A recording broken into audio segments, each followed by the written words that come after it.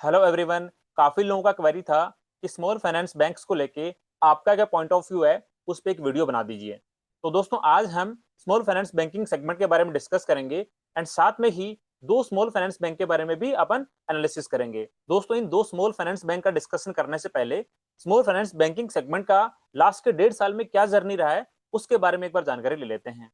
दोस्तों आपको पता होगा इन स्मॉल फाइनेंस बैंक्स ने FY 24 तक बहुत अच्छा परफॉर्म किया था एंड अपने इन्वेस्टर्स को बहुत अच्छा रिटर्न बना के दिया था। बिकॉज दोस्तों इनकी लोन बुक के अंदर जो मेजर कंपोनेंट था वो माइक्रो फाइनेंस सेगमेंट से बिलोंग करने वाला कंपोनेंट था।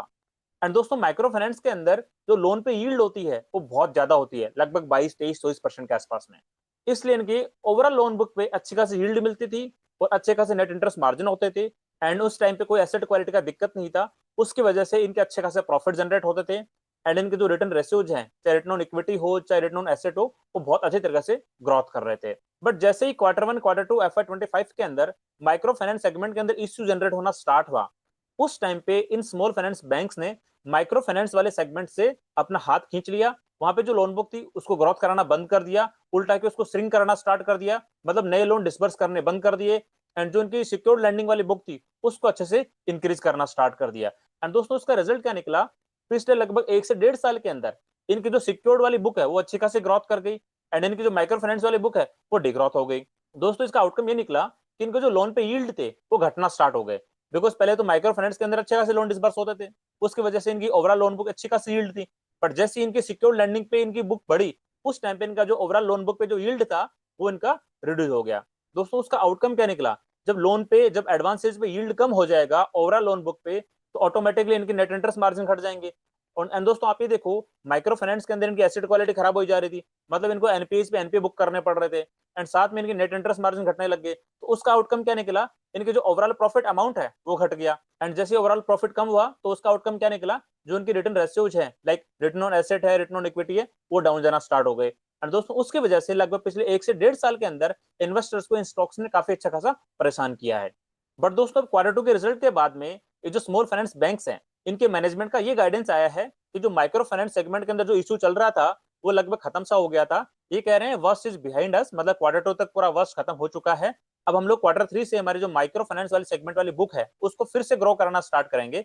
मतलब उसको फिर से ग्रो करना स्टार्ट करेंगे तो देर इज पॉसिबिलिटी इनके लोन पे यील्ड वापस बढ़ना स्टार्ट हो जाएंगे। पर दोस्तों ये ट्रैक करना पड़ेगा कि जो माइक्रो फाइनेंस वाले सेगमेंट वाली लोन बुक है उसको कितना अच्छे रेट से ग्रोथ करा पाते हैं। बिकॉज यदि ये माइक्रो फाइनेंशियल लोन बुक को ब्लाइंडली ग्रोथ कराना स्टार्ट करेंगी एंड फिर से एसेट क्वालिटी खराब हो जाएगी तो फिर से दिक्कत क्रिएट हो जाएगी। तो दोस्तों इनको बैलेंस करके चलना पड़ेगा, मतलब माइक्रो फाइनेंशियल लोन बुक को फिर से इंक्रीज भी करना पड़ेगा यदि इनको अपने वापस नेट इंटरेस्ट मार्जिन बढ़ाने हैं, यदि इनको वापस अपने रिटर्न रेशियोज इंक्रीज करने हैं, उसके लिए मैं बोल रहा हूँ। बट कुछ स्मॉल फाइनेंस बैंक्स तो ऐसे हैं जिन्होंने ये फिक्स कर लिया है कि हम लोग हमारी जो माइक्रो फाइनेंस वाला सेगमेंट है उसको 10% से ऊपर नहीं जाने देंगे। उनकी 90% loan book directly secured lending से बिलोंग कर रही है, मतलब वहां पे उनकी जो लोन बुक पे यील्ड है वो वापस अच्छे से ऊपर जाने वाली नहीं है जो 1 से 1.5 साल पहले हुआ करती थी। बिकॉज यदि आप डायरेक्टली 90% लोन बुक अपनी सिक्योर्ड लैंडिंग पे शिफ्ट कर लोगे तो वहां पे लोन पे अच्छी खासी यील्ड नहीं मिलेगी। उसकी वजह से आपके नेट इंटरेस्ट मार्जिन से आपको कॉम्प्रोमाइज करना पड़ेगा, मतलब आपके नेट इंटरेस्ट मार्जिन वापस जो आपके 1 से 1.5 साल पहले नेट इंटरेस्ट मार्जिन थे उस पर कभी नहीं पहुंच पाओगे। बट हाँ कुछ स्मॉल फाइनेंस बैंक्स है, उनका कहना है कि हमारा जो माइक्रो फाइनेंस वाली सेगमेंट की लोन बुक है उसको भी ग्रोथ कराएंगे एंड सिक्योर्ड लैंडिंग वाली बुक को भी ग्रोथ कराएंगे। एंड दोनों का आपस में एक अच्छे से कॉम्बिनेशन बढ़ा के चलेंगे ताकि हम लोग वापस हमारा जो 1 से 1.5 साल पहले हमारी जो नेट इंटरेस्ट मार्जिन थी, लोन पे यील्ड थी, उसको हम लोग अचीव कर पाए। तो दोस्तों स्मॉल फाइनेंस बैंक्स को एनालिसिस करने के लिए सबसे पहले ये देखना पड़ेगा कि क्वार्टर ऑन क्वार्टर पर्सपेक्टिव से इनको जो माइक्रो फाइनेंस वाली लोन बुक है वो ग्रोथ होना स्टार्ट हुई है या फिर नहीं हुई है। मतलब जिस स्मॉल फाइनेंस बैंक की क्वार्टर ऑन क्वार्टर पर्सपेक्टिव से माइक्रो फाइनेंस वाली लोन बुक यदि इंक्रीज होना स्टार्ट हो गई है तो हम मान सकते हैं कि उसकी मैनेजमेंट को कॉन्फिडेंस आ गया है कि माइक्रो फाइनेंस का जो इनका इश्यू था वो रिजोल्व हो चुका है। अब वो अच्छे से अपने माइक्रो फाइनेंस वाली सेगमेंट की लोन बुक को ग्रोथ कराना चाह रहे हैं। बट जिस स्मॉल फाइनेंस बैंक की क्वार्टर ऑन क्वार्टर पर्सपेक्टिव से लोन बुक ग्रोथ नहीं कर पा रही, वहां पे अभी भी इश्यूज है और उन स्मॉल फाइनेंस बैंक से हमें दूर रहना है।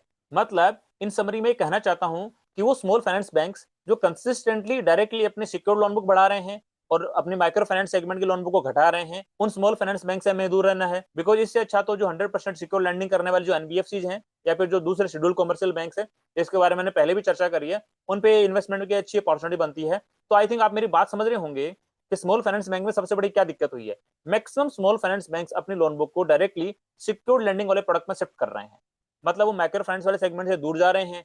इसका मतलब इन फ्यूचर उनके लोन पे यील्ड घटती जाएगी और नेट इंटरेस्ट मार्जिन डाउन जाते जाएंगे और उनके फिर प्रॉफिट अमाउंट उतने अच्छे नहीं बनेंगे और उनके जो रिटर्न रेशियोज हैं, भले रिटर्न ऑन एसेट का दो, रिटर्न ऑन इक्विटी का दो, वो वापस उस लेवल पे नहीं आ पाएंगे जिस लेवल पे आज से 1 से 1.5 साल पहले थे। तो दोस्तों जिसको माइक्रो फाइनेंस वाला सेगमेंट प्ले करना है तो मैं ये सजेस्ट करूंगा कि आप उन एनबीएफसी के अंदर जाओ जिनके 100% loan book directly micro finance से लिंक्ड है।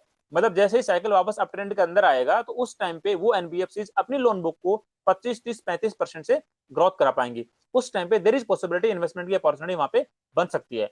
बट दोस्तों मेरा थोड़ा डिफरेंट पॉइंट ऑफ व्यू है। यदि हमें 25, 30, 35% से ग्रोथ करने वाले एनबीएफसी के अंदर इन्वेस्टमेंट करना है तो हमारे पास में वो एनबीएफसी हैं जिनकी लोन बुक 100% सिक्योर्ड है और वो अपनी लोन बुक को अराउंड 30-35% के आसपास में ग्रोथ करा रहे हैं। हाँ, यदि आपको माइक्रो फाइनेंस के अंदर कोई ऐसा प्लेयर मिल जाता है जो अपने लोन बुक को 40, 45, 50, 60% से ग्रोथ करा पा रहा है तो अलग बात है। मतलब फिर तो ऐसे मानो कि यदि माइक्रो फाइनेंस का सेगमेंट वापस अप ट्रेंड के अंदर आता है तो फिर वो एनबीएफसी आपके लिए एक अच्छे इन्वेस्टमेंट की अपॉर्चुनिटी बन सकती है यदि उसकी लोन बुक अराउंड 45-50% से ग्रोथ हो रही है तो दोस्तों आप मेरी बात समझ गए होंगे कि स्मॉल फाइनेंस बैंक्स के बारे में मेरा क्या पर्सपेक्टिव है।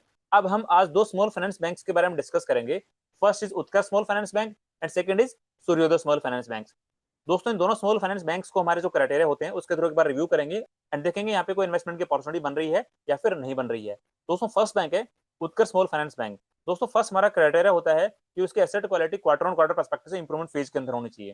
दोस्तों क्वार्टर वन के अंदर इनका ग्रोस एनपीए था 11.40%, बट क्वार्टर टू के अंदर इनका ग्रोस एनपीए और बढ़ गया है। वो कितना हो गया 12.40%। मतलब क्वार्टर ऑन क्वार्टर पर्सपेक्टिव से इनकी एसेट क्वालिटी और खराब हुई है।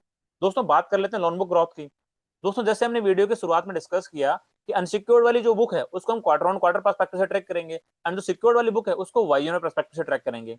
दोस्तों इनकी जो एमएफआई वाली बुक है मतलब अनसिक्योर्ड बुक है वो क्वार्टर ऑन क्वार्टर पर्सपेक्टिव से 11% से श्रिंक हुई है। मतलब 11% से इन्होंने लोन बुक को घटाया है।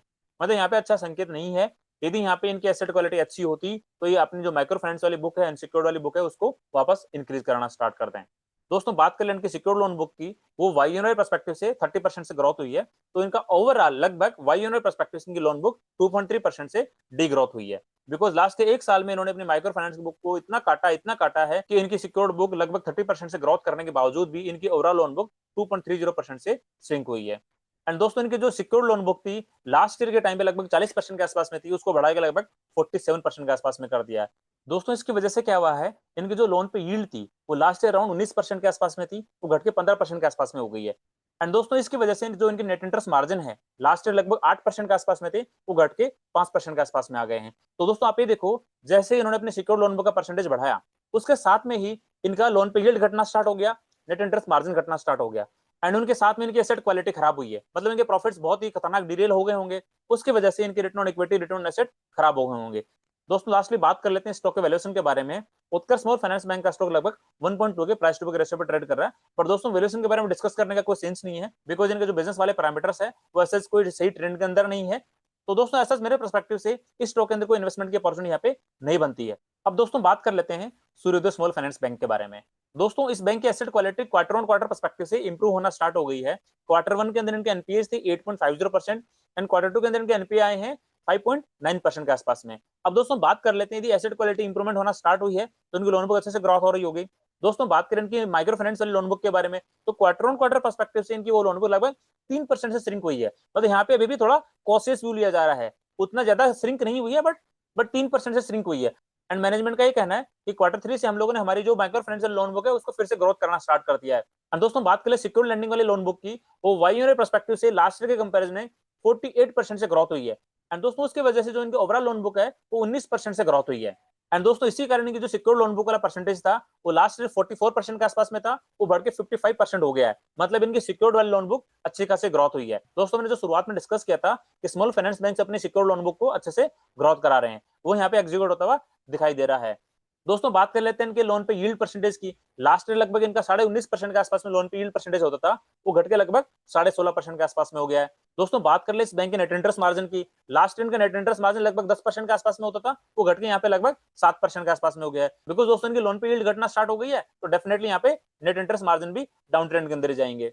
पर दोस्तों सबसे अच्छी बात यह है सूर्योदय स्मॉल फाइनेंस की जो माइक्रो फाइनेंस सेगमेंट वाली लोन बुक है उसका 98% जो क्रेडिट गारंटी स्कीम है उसके अंदर रजिस्टर्ड है। मतलब यहाँ पे कोई यदि एनपीएस क्रिएट होंगे तो उसका लगभग 98%, 97% इनको वापस उस क्रेडिट स्कीम गारंटी के तहत इनको रिटर्न मिल जाएगा। मतलब एनपीएस का यहाँ पे कोई इतना इंपैक्ट होता हुआ दिखाई नहीं दे रहा है। तभी आप देख पा रहे होंगे कि सूर्योदय स्मॉल फाइनेंस के बैंक की प्रॉफिटेबिलिटी में उतना कोई हिट नहीं हुआ है।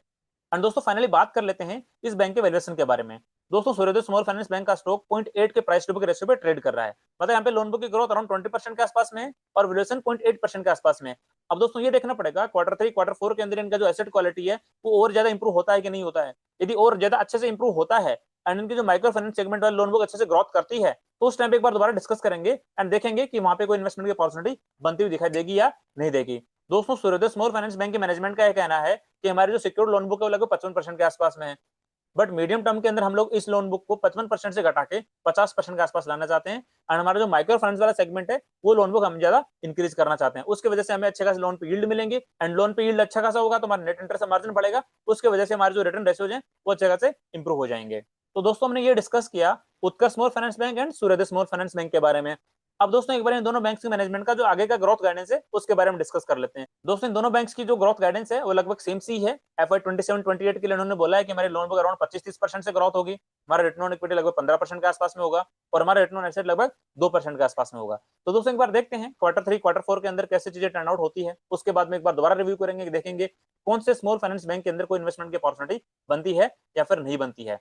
दोस्तों मैंने मेरा पर्सपेक्टिव शेयर किया है, ये मेरी तरफ से कोई स्टॉक रिकमेंडेशन नहीं है। आप लोग अपनी खुद की रिसर्च करना, खुद का एनालिसिस करना, उसके बाद में डिसाइड करना कि कौन सा स्टॉक के अंदर आपको इन्वेस्टमेंट करना है या फिर नहीं करना है। एंड दोस्तों यदि आपका कोई डिफरेंट ओपिनियन है या फिर क्वेरी है तो कमेंट सेक्शन में जरूर पूछना। एंड दोस्तों यदि ये वीडियो आपको अच्छा लगा है तो लाइक जरूर करना एंड दोस्तों चैनल को सब्सक्राइब करना बिल्कुल मत भूलना, बिकॉज ऐसे हाई ग्रोथ करने वाली कंपनीज के क्वार्टरली रिजल्ट का एनालिसिस करके वीडियो बना के मैं यहाँ पे अपलोड करने वाला हूँ जो आप लोगों को हेल्प करेगा आपके पोर्टफोलियो को रिस्ट्रक्चर करने में। ठीक है दोस्तों आज की वीडियो में इतना ही, मिलते हैं नेक्स्ट वीडियो में, तब तक के लिए थैंक यू।